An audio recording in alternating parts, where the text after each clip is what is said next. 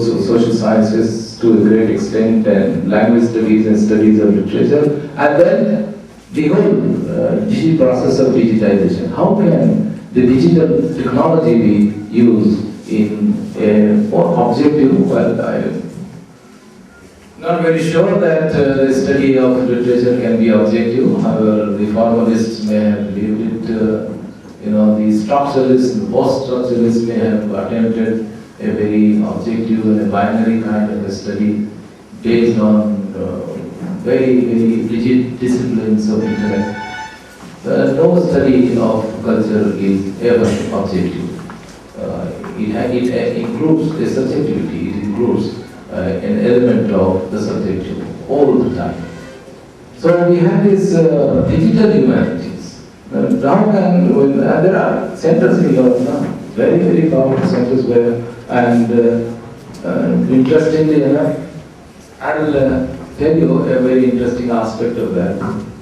Interestingly enough, some of the universities in the West are investing millions of dollars in setting up digital centers for the study of humanities.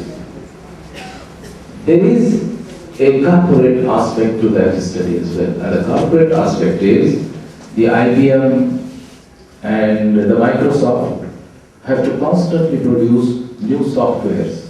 And to be very frank, we academicians as teachers and faculty do not have much say in structuring the education policy. Despite 65 plus years of independence, the teachers do not have a major say in the formulation of educational policies. Look, just by way of a side talk, let me tell you that the NCERT, the National Council of Teacher Training and Research, has unlimited funds at its disposal. And the only program they run throughout the country is to train teachers and to train the master trainers. This whole idea, they have come up with a new idea, master trainers. And what they do there is to talk about the 4 skills, reading, writing, listening, comprehension. And they spend all the resources of the central government in retraining the trained teachers or creating the master trainers. And they are now very, very clear on this idea that India as a whole must have one syllabus. The primary school, the secondary school. The total attendance in our Mofussil colleges is not more than 15, even in science classes now. So what's keeping them away from the classes, and what brought people to Tukaram and these people? Can we not evolve a teaching methodology using the genius and the wisdom of people like Tukaram? Can we not reclaim them? Is it not possible to reclaim them? Well, let somebody write a small dissertation on the pravachana techniques of Tukaram. Why did people come to him? What brought them? Were they coming for in search of God? Well, he doesn't lead you to God. He says, well, you can find your own God. Were they coming for political solutions? They did not come to him for political solutions. But did they come to him for employment? He did not run any educational institutions or societies. They came to him for cultural consolation, to remind them that they are rooted in a culture, and that culture is larger than the caste, larger than the creed, larger than ideology, larger than the rigid idea of religion, and larger than society. He was constantly driving them back to their own cultural roots. It is time. Cultural studies is a new area. Cultural studies is a very, very potential area of study now, and there are lots of resources available on culture. Started way back in 1950s, 60s, and much before there also different kinds of cultural studies were very much in practice during the First World War and the Second World War. But now the area of cultural study, if you think about recent developments, we can think about cultural studies is a very, very potential area. And cultural studies is an inclusive area of study. Please remember, what I'm saying is that cultural studies is inclusive. It has the flexibility and the freedom to choose from any area of cultural discourse. Does not necessarily mean that if you are writing a thesis on English, in English, you have to choose an English writer. You can write a thesis on Tukaram. Prabhupada is doing a thesis on the Tukaram. Why not do? So this change of approach, I've been telling you the English. How much of English can we really learn? And that acquisition process, if it is necessary, as part of our duty, well, we have to devote enough time and enough energy and be sincere about it. But at the same time, we have to devote lots and lots of time to the understanding of its relationship to our culture. Unless we understand the relationship of English as a language to our culture, unless we try to explore into these areas of the poet or Marathi writer, see how much of colonial influence still lingers and how much of that has been negotiated with the neutralized. So, in cultural studies, in post-colonial studies, in postmodern, I mean, people, there is especially in metropolitan centers, so those knows better, and plus rather too, that in metropolitan centers, people speak about Jacques Derrida, Lacan, Foucault, and let me assure you that very few people have read Derrida in original. Nobody can read Carnival. Very few people. It's like reading James Joyce's Phineas Wake. It is Gayatri Chakravarti Spivak's English translation of Derrida and the reviews on Derrida that we have read. Lacan is a very difficult writer. Reading a creature is a very difficult task. Very few people have been able to decipher the Lacanian code because he writes a difficult language. Because when he was basically trained in philosophy, basically trained in the philosophy of psychoanalysis because he's a post-Freudian thinker. Foucault, and once again, Derrida and Foucault have very strong Jewish roots. They are operating within the idea of Kabbalah. Kabbalah is a very strong aspect of Jewish mysticism. Kabbalah is a very strong theory of Jewish mysticism.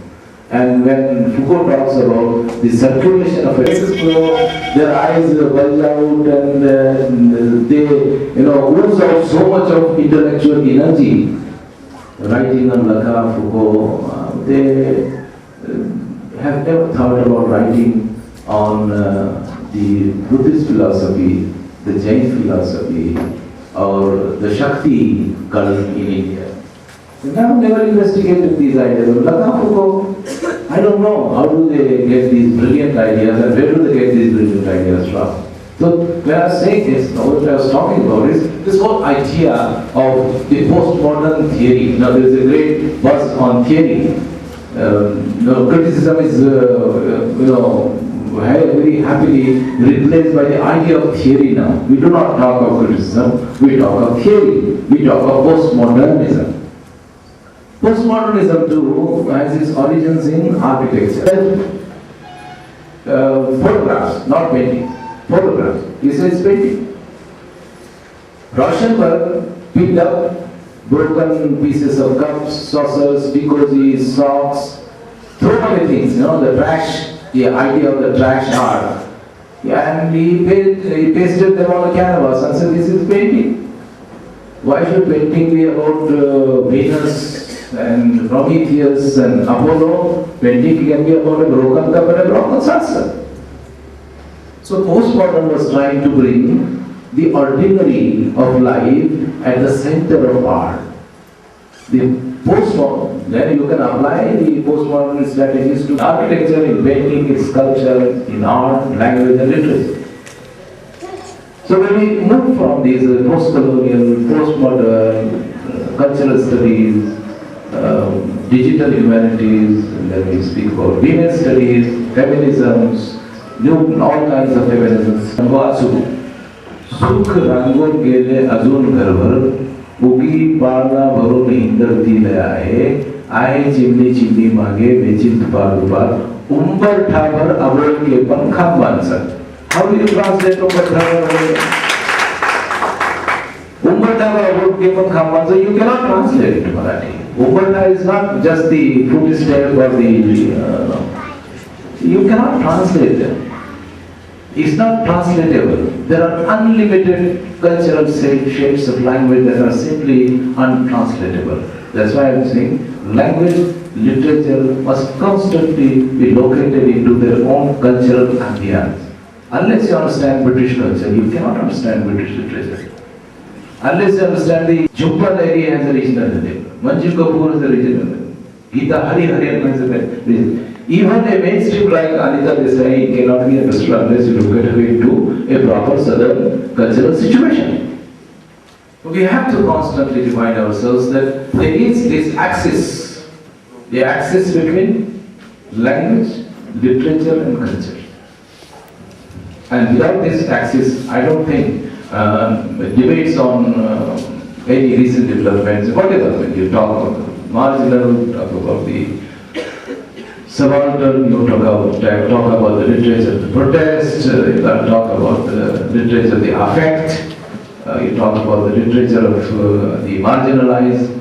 These discourses do not gain relevance and significance unless these discourses are located into their idea. These ideas need to be clarified. What exactly do we mean by culture?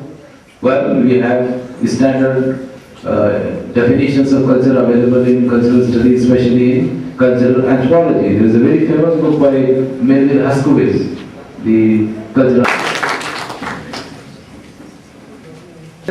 paper. Bio backward is written on the Indian diaspora. They live in England in search of a degree and subsequent employment. Adit was disappointed with his job in India. He says, I quote, all I could find was a ruddy clerking job in some government of Indian tourist bureau.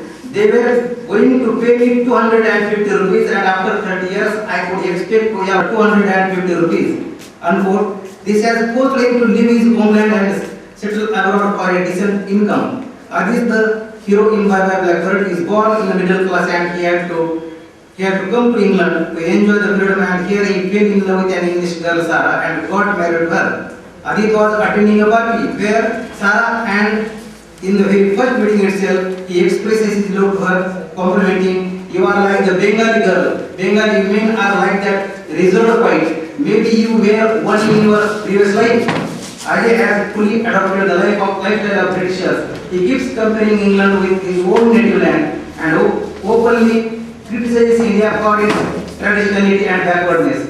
When they declared that becomes a victim of racial discrimination, he is constantly regarded as not only a second-grade citizen but also an intruder and consequently to stand in separate laboratory queue for aesthetics or to be called his irresistible destiny, and he has to get on with it as long as he wishes to stay in England. Even Sarah had hooray, Miss Curry. The group of school children teases her. They would make some very cruel remark. I quote, if she is ashamed of marrying an Indian husband, why did she go and marry him? Unquote. Despite his love and admiration for England, Adit feels himself as an alien and stranger, and at these moments his heart is full with nostalgic reveries of his native land. He longs for his home and all the things associated with it.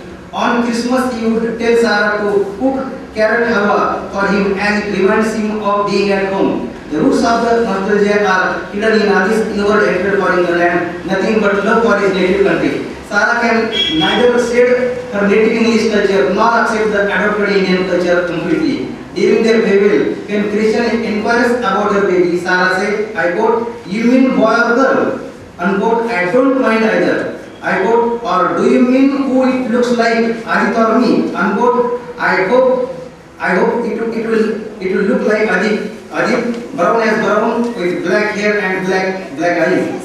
Devi is another immigrant who had come to England to pursue higher studies and is criticizing Britain and British.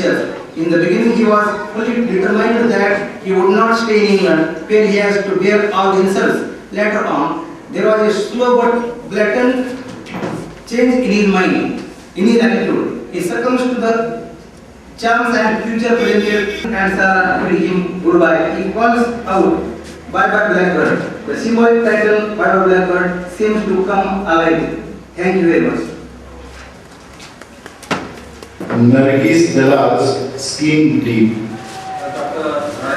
Here that the title of my paper is Reflection of Parsi Culture in Nargis Dalal's Scheme Deep. All of you know that there are many Parsi writers: Firdaus Kanga, Bakshi Sidhawa, Nargis Dalal, Dina Mehta. And in their writings, they have tried to focus on Parsi culture. And for my paper, I have selected Nargis Dalal, who is well-known Indian English writer, and she has written some of the novels. In it, Minari, The Sisters, The Birthday Present, The Inner Door, The Girls from Overseas. And in 2005, she published a novel named Skinned. While talking about Nargis Dalal, I quote P.V. Zargi says, "Thus Nargis Dalal is not a committed writer but a writer of compulsion. A compulsion is powerful